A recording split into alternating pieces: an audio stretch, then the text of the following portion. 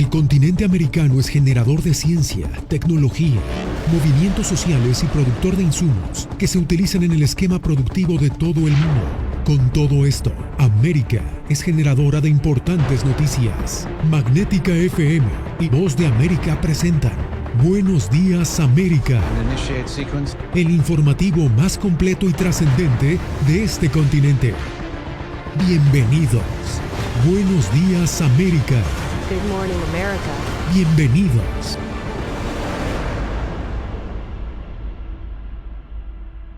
Bienvenida a El Mundo al Día. Soy Yasmín López. El asesinato de otras dos periodistas sacude nuevamente a México. Ocurrió en el estado de Veracruz, justo 4 días después del homicidio de un columnista en el norteño Sinaloa. Javier Egar con el reporte desde la capital mexicana. Otro ataúd recibe el cuerpo de un comunicador en México. 2 homicidios en un día llenaron de luto al gremio periodístico que sigue exigiendo justicia. Hacer un llamado al gobierno de Veracruz y al gobierno federal, ¿no? Que ya no solamente bastan las palabras de no quedará impune. La tarde del 9 de mayo, Yesenia Mollinedo Falconi, directora del portal de noticias El Veraz, y su colega Sheila Joana García Olivera fueron atacadas a balazos en el estacionamiento de una tienda en Cozoleacaque, Veracruz. ¿Qué es lo que está pasando? ¿Por qué tanto odio hacia con nosotras? Porque pareciera que fuera una consigna de que cada día desaparezca una mujer. La familia de Yesenia dice que la comunicadora había recibido múltiples amenazas de muerte. Siempre se atrevió a decir la verdad y que con las constantes amenazas que le hacían por las publicaciones en contra de la policía estatal, de la policía civil y en contra de los delincuentes, la obligaban a bajar con las amenazas de vamos a partir la madre. El crimen lastimó profundamente a las familias y deja huérfanos a varios niños. Con todo mi corazón quiero justicia para mi hija y principalmente justicia porque te dejó a su hija ahí solita. Justicia ha sido la mayor exigencia. Ya son 11 los periodistas asesinados en lo que va de 2022.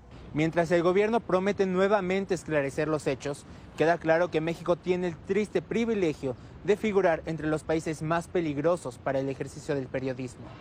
Javier Egar, Voz de América, Ciudad de México.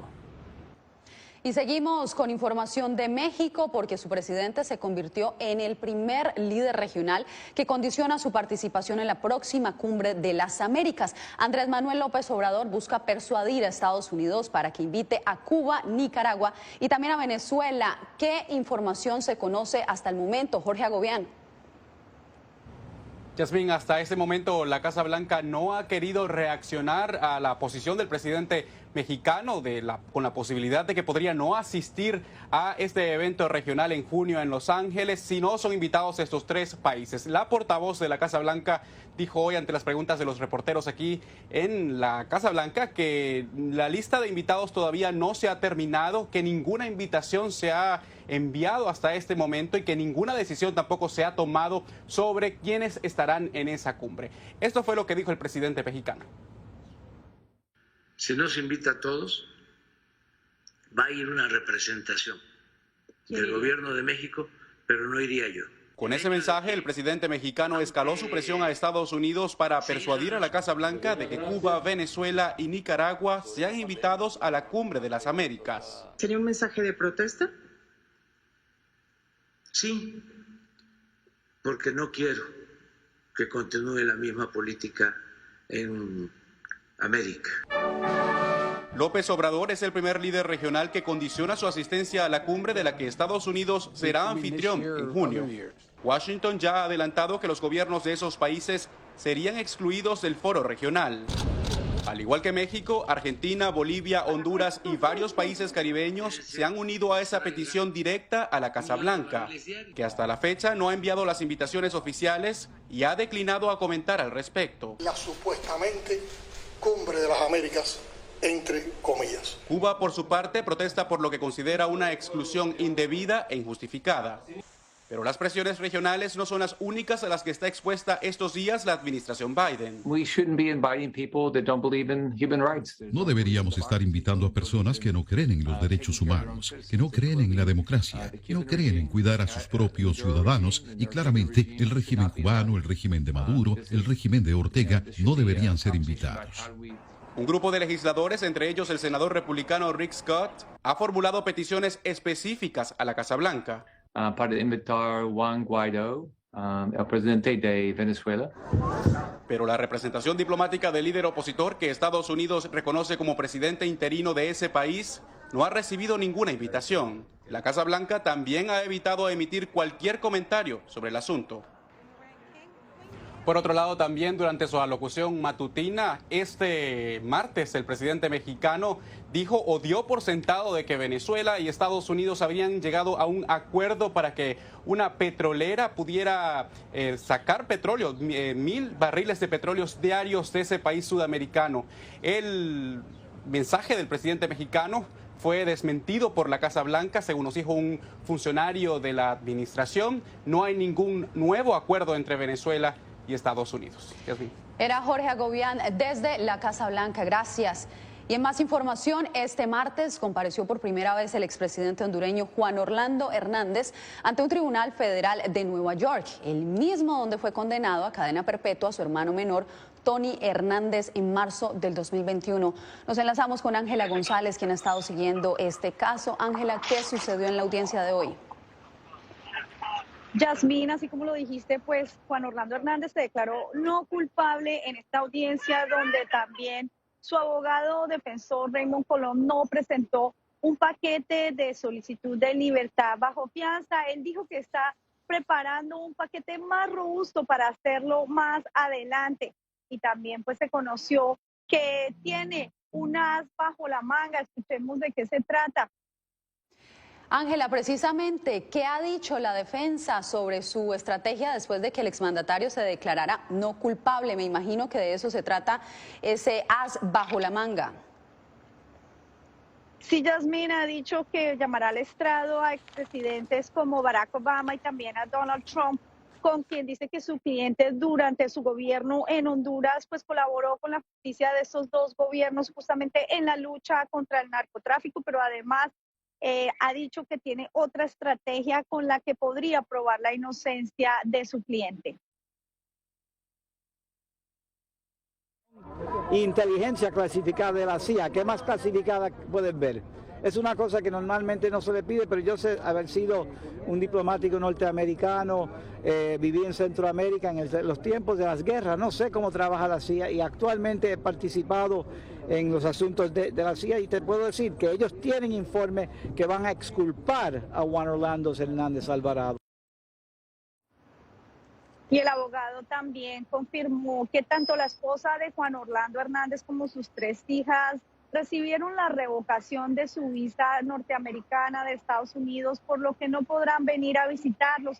La próxima audiencia preliminar al juicio quedó pautada para el próximo 28 de septiembre y el 17 de enero es la fecha que fijó el juez para comenzar la selección de jurados y con esto comenzar de manera oficial el juicio en su contra. Yasmín. Ángela, pues seguiremos monitoreando el desarrollo de este caso. Muchas gracias por la información. Y pasamos a Ecuador, donde casi medio centenar de víctimas mortales dejó o fue el saldo de un nuevo motín en una cárcel de máxima seguridad. Esta nueva masacre se produce un mes después de otro hecho similar que dejó 20 personas muertas. Néstor Aguilera nos trae el reporte. Según reportan las autoridades, es el momento en el que se trasladó a una prisión de máxima seguridad en Guayaquil a los 6 presuntos responsables de la más reciente matanza de reos, la segunda en proporciones de masacre en lo que va de este año en una cárcel ecuatoriana. En esta ocasión, los hechos se produjeron en el centro de privación de libertad de la ciudad de Santo Domingo, localizada a unos 100 kilómetros al suroeste de Quito. La mayoría de ellos, por no decir casi el 100%, a simple vista se puede observar, fueron privados de la vida con arma blanca, no con arma de fuego. Y la mayoría de cuerpos fueron expuestos y agredidos en los pabellones y en las celdas. Detrás de la crisis se encuentran organizaciones criminales que libran una guerra dentro de las cárceles del país. En poder de los reos se encontraron armas de fuego y explosivos. Se encontró 4 armas de fuego tipo fusil, 3 pistolas, un revólver, 4 granadas, munición y alimentadoras. Con el motín se produjo la fuga de 220 presos. En las últimas horas, la policía reportó que fueron recapturados 150 en zonas cercanas. Una de las causas recurrentes es el alto grado de hacinamiento. Este centro tiene aproximadamente 1.700 privados de libertad, de un aproximado de 1.100, que es su capacidad. El detonante de este hecho, según la versión oficial, habría sido el traslado de un peligroso reo que estuvo involucrado en el motín que se produjo hace un mes en la ciudad de Cuenca. Allí perdieron la vida 20 personas. Néstor Aguilera, Voz de América, Quito.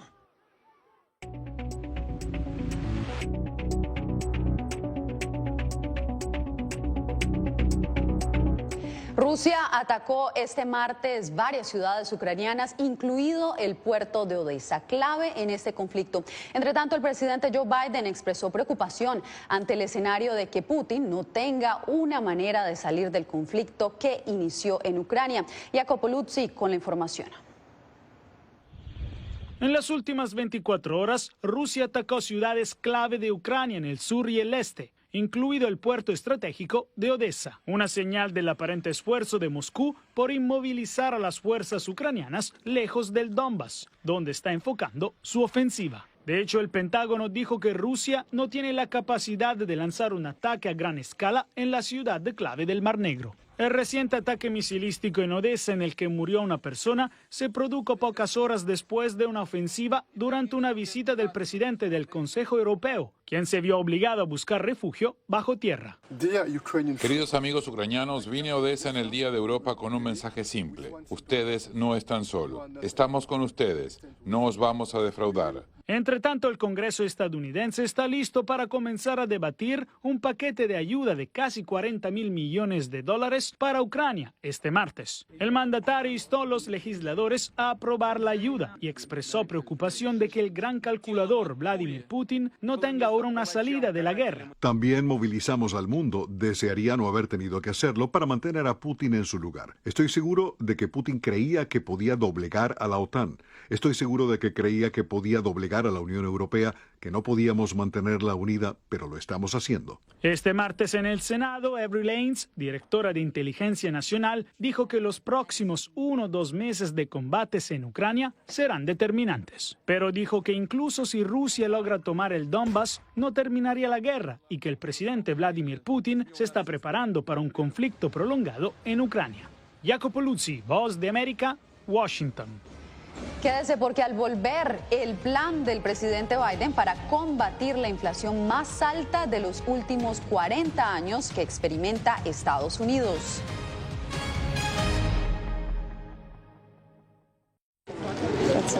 Es increíble. No encuentro palabras para explicar esto. No solamente que no tienen casa, han perdido a sus familias, pero han perdido a su país. Los pasos de su travesía, sus motivaciones y sueños, ucranianos y latinos, se unen en territorio fronterizo que separa a Estados Unidos y México cuando una era llega a su fin y otra comienza a construirse paso a paso. Vea De Frontera a Frontera, una serie especial de La Voz de América.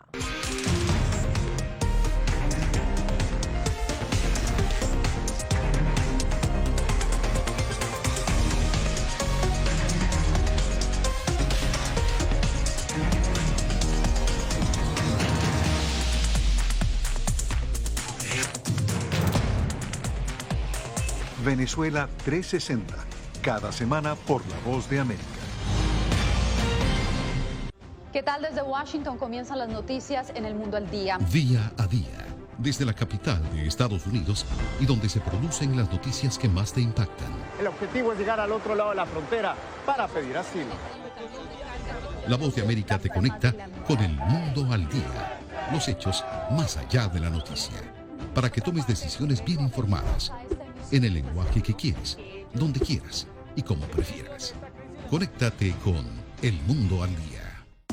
La Voz de América te invita a ser parte de nuestra familia a través de las redes sociales. Encuentra en tu muro las últimas noticias de tu país en su conexión con Estados Unidos, la región y el mundo. Historias que empoderan las voces latinoamericanas de política, economía, salud, actualidad, balanceadas y precisas. Únete a un equipo de origen hispanoamericano que trabaja para conectarte con los tuyos. Síguenos en Facebook y conviértete en protagonista de una historia que tú mismo ayudarás a construir.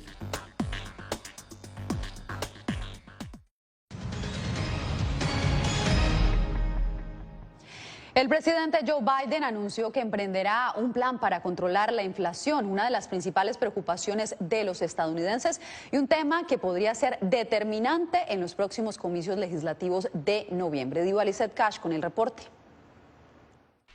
A puertas de las elecciones de medio término en noviembre próximo, el presidente Joe Biden pronunció un mensaje económico durante una coyuntura complicada, cuando las tasas de interés van en alza y los mercados bursátiles se contraen mientras prosigue la guerra de Putin en Ucrania. Mi plan ataca la inflación y hace crecer la economía al reducir el costo para las familias trabajadoras, otorgar a los trabajadores aumentos bien merecidos, reducir el déficit a niveles históricos, hacer que las grandes corporaciones y los estadounidenses muy ricos paguen su parte justa. ¿Cuándo bajará la inflación? Una pregunta que pocos se atreven a responder, pero este experto cree que a fines de 2022 Estados Unidos empezará a sentir una desaceleración. Creo que después de eso probablemente tendremos 1 o 2 años de inflación más alta de lo que estamos acostumbrados, pero no tan alta como para que alguien sienta que es una especie de crisis como se siente ahora. La situación económica en Estados Unidos impacta a América Latina a través de un dólar más fuerte, un encarecimiento de los créditos y una fuga de capitales. Hacer una política monetaria apropiada en este incierto requiere un reconocimiento de que la economía a menudo evoluciona de manera inesperada. La inflación obviamente sorprendió al alza durante el año y podrían esperarse más sorpresas.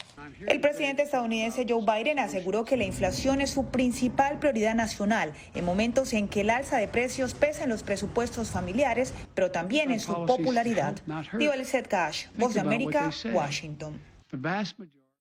Muchos especulaban, hoy lo confirmó Elon Musk al Financial Times. El magnate aseguró hoy que de convertirse en el dueño de Twitter revertiría el veto que pesa sobre la cuenta de Donald Trump. Aseguró que la decisión de la plataforma de censurar a Trump fue moralmente mala. Y en Colombia, 6 días completa el paro armado que emprendió el Clan del Golfo a raíz de la extradición a Estados Unidos de alias Otoniel, quien sería el principal líder de esa organización criminal. Jair Díaz nos reporta que la violencia ha dejado 8 muertos y más de 180 vehículos incinerados. Dios mío santísimo. Virgencita Santísima, Dios mío, lástima mi carro, mano. Estos gritos de súplica se replicaron en 8 departamentos de Colombia por el paro armado del Clan del Golfo a propósito de la extradición a Estados Unidos del capo de la droga, alias Otoniel. ¡Ay, qué pesa! Hoy literal todos estamos escondidos, todos, es triste.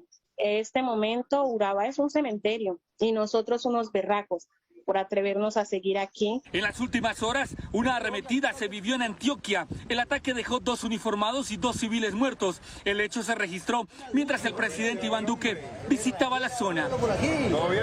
Se ofrece una recompensa de hasta 200 millones de pesos por alias Richard, principal cabecilla de la estructura, autor presunto intelectual de este hecho, lo mismo que 100 millones de pesos de recompensa a quien dé información por alias Betancourt. Analistas señalan que el paro armado demuestra que el Clan del Golfo está lejos de desaparecer, pese a la extradición de alias Otoniel. Es muy posible que los liderazgos regionales del Clan se hayan fortalecido y que el Clan del Golfo empiece a operar de una forma aún más descentralizada. Según las autoridades, el paro armado ha generado altos costos en los sectores productivos del país. Jair Díaz, Voz de América, Bogotá. Y en Venezuela las redes sociales han difundido videos de casos severos de acoso escolar. Álvaro Algarra habló con expertos sobre lo que podría estar generando esta tendencia.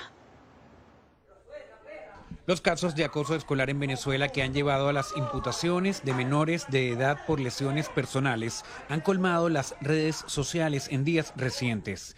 Desde la ONG SECODAP, dedicada a la promoción y defensa de los derechos del niño, alertan sobre el incremento de la violencia en las instituciones educativas y solicitan a los organismos competentes velar por las víctimas. La violencia es denunciable siempre, y cuando nosotros identificamos que no hay medidas efectivas para el abordaje de la violencia, pues tenemos que hacer todos los esfuerzos que estén en nuestras manos para garantizar los derechos. Y yo creo que también en ese sentido hay que trabajar en una visión no punitivista, ¿no? Para la investigadora de la Red por los Derechos de los Niños, Niñas y Adolescentes de Venezuela, Redna Angel Margil, cuando se habla de acoso escolar, la mirada siempre va dirigida hacia la víctima, aunque sea un problema que involucra a más personas.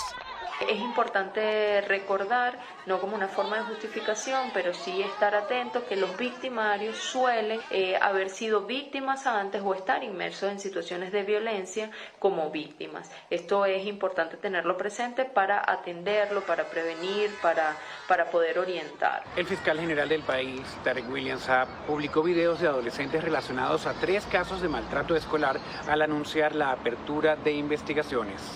Álvaro Algarra, Voz de América, Caracas. Más adelante, investigación por tráfico de vehículos salpica a la policía en Bolivia.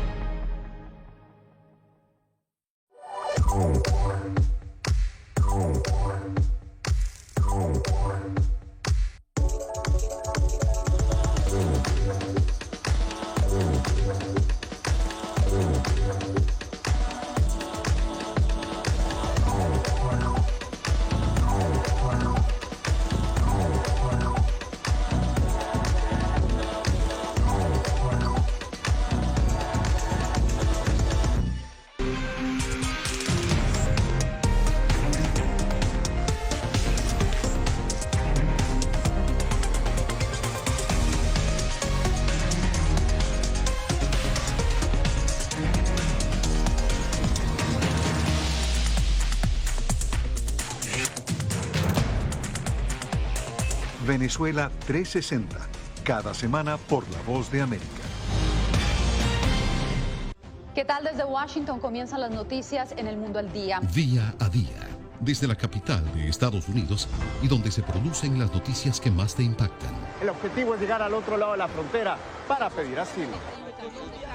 La Voz de América te conecta con El Mundo al Día, los hechos más allá de la noticia, para que tomes decisiones bien informadas, en el lenguaje que quieres, donde quieras y como prefieras.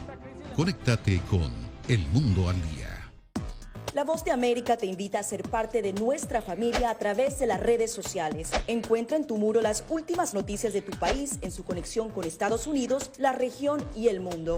Historias que empoderan las voces latinoamericanas de política, economía, salud, actualidad, balanceadas y precisas. Únete a un equipo de origen hispanoamericano que trabaja para conectarte con los tuyos. Síguenos en Facebook y conviértete en protagonista de una historia que tú mismo ayudarás a construir.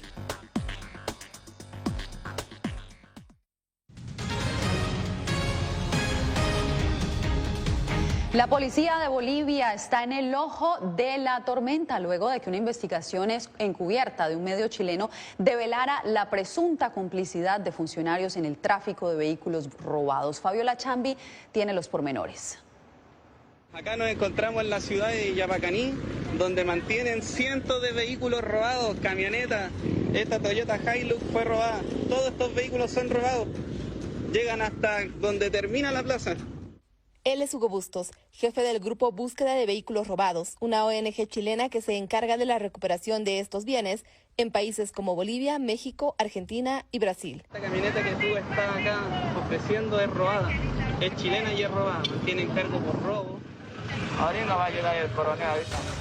El reportaje en misión encubierta del medio televisivo Mega Noticias develó la presunta complicidad de funcionarios bolivianos en esta actividad ilícita, provocando la destitución de 2 jefes policiales y otro coronel fue enviado a prisión. Nuestro gobierno no va a permitir que malos funcionarios estén involucrados en hechos ilícitos. En entrevista con La Voz de América, el chileno Hugo Bustos aseguró que en Bolivia también hay buenos policías con los que ha coordinado su trabajo. Hemos tenido 100% de cooperación durante 5 años con funcionarios policiales de alto rango. Obviamente ellos nos ayudan bajo el anonimato, ya que no están de acuerdo a lo que están haciendo otros oficiales o otro personal subalterno. Según datos de esta ONG, entre 2021 y 2022 se registraron unos 500 vehículos robados y se encuentran en distintos puntos de Bolivia. Fabiola Chambi, Voz de América, Bolivia. En breve, después de 70 años, regresa a las pantallas la exitosa serie I Love You, Lucy, y esta vez en español.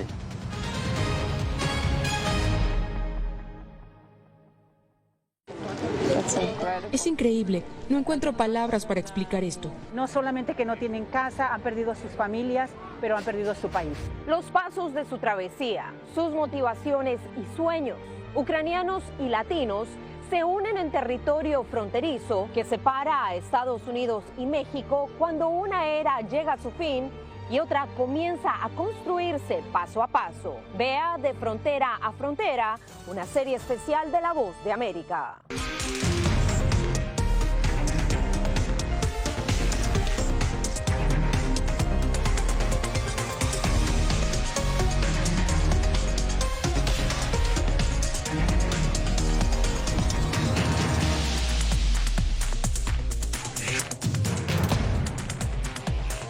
Venezuela 360, cada semana por La Voz de América. ¿Qué tal? Desde Washington comienzan las noticias en El Mundo al Día. Día a día, desde la capital de Estados Unidos y donde se producen las noticias que más te impactan. El objetivo es llegar al otro lado de la frontera para pedir asilo. La Voz de América te conecta con el mundo al día, los hechos más allá de la noticia, para que tomes decisiones bien informadas, en el lenguaje que quieres, donde quieras y como prefieras. Conéctate con El Mundo al Día. La Voz de América te invita a ser parte de nuestra familia a través de las redes sociales. Encuentra en tu muro las últimas noticias de tu país en su conexión con Estados Unidos, la región y el mundo. Historias que empoderan las voces latinoamericanas de política, economía, salud, actualidad, balanceadas y precisas. Únete a un equipo de origen hispanoamericano que trabaja para conectarte con los tuyos. Síguenos en Facebook y conviértete en protagonista de una historia que tú mismo ayudarás a construir.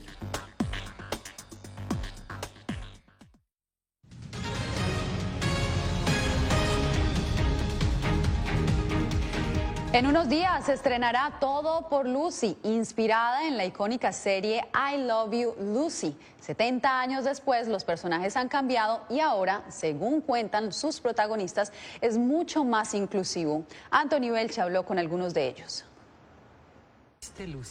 Todo por Lucy es la nueva serie en español de Amazon Prime Video con una propuesta inspirada en la icónica serie de los años 50, I Love Lucy. Traer a Lucy a la época actual, dejando la esencia de los personajes, pero sí en circunstancias que sean más modernas e identificables para todos los que vivimos en esta época. Esta versión, con una trama y unos personajes completamente diferentes, pretende adaptarse a los nuevos tiempos. Lo padre es que justo las historias ya nos están contando con los mismos estereotipos.